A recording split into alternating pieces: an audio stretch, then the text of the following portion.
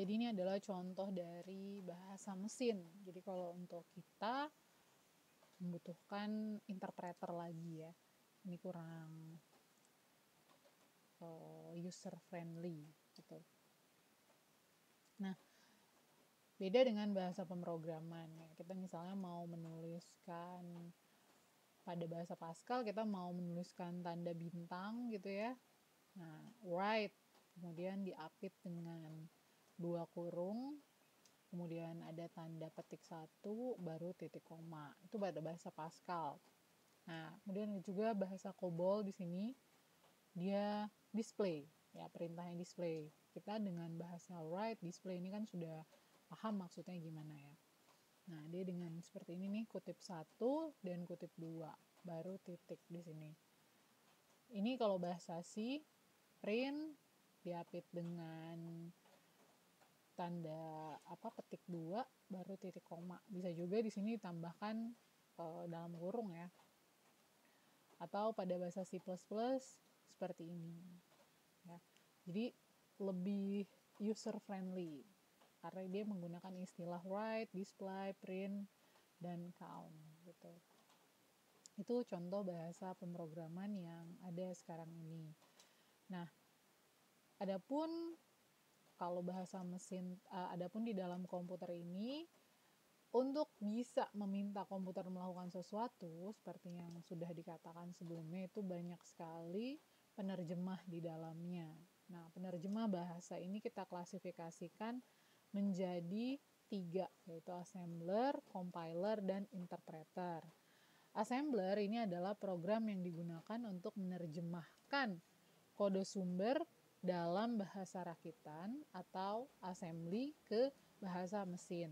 Sedangkan compiler adalah program penerjemah yang mengkonversi semua kode sumber selain dari bahasa rakitan menjadi kode objek.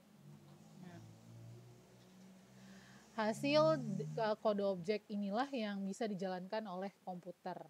Nah, perlu kita ketahui proses untuk melakukan penerjemahan ini kita sebut sebagai kompilasi. Jadi kalau kita mau gambarkan ya, ini ada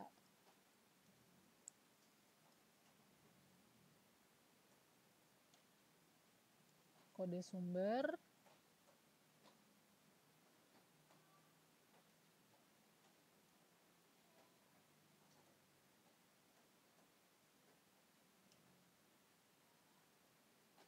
kode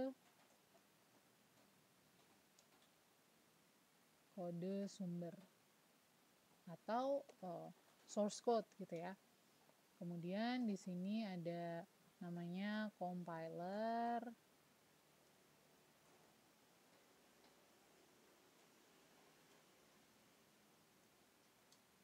dan di sini ada kode mesin.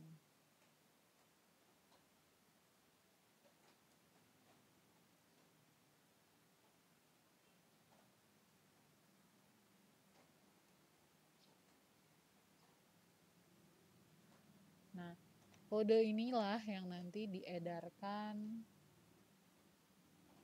ke user ya, ke user. Kode sumber nih yang dibuat oleh programmer.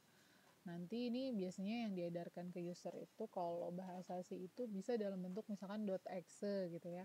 Kalau kita pernah menginstal sesuatu terus installernya namanya .exe. Nah, itulah yang diedarkan ke user yang sudah melewati proses ini ya. Proses ini dari kode sumber ke compiler kemudian ke kode mesin itu kita sebut sebagai kompilasi.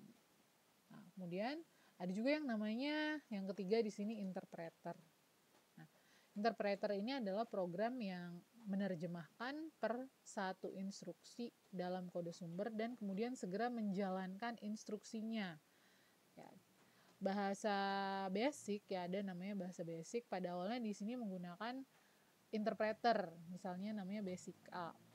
Namun akhirnya belakangan muncul basic yang menggunakan compiler, misalnya Turbo Basic dan Visual Basic. Nah, kalau misalnya di dalam industri itu ada robot industri ya, misalnya untuk pick and place benda satu ke benda yang lainnya. Nah, untuk memprogram si robot ini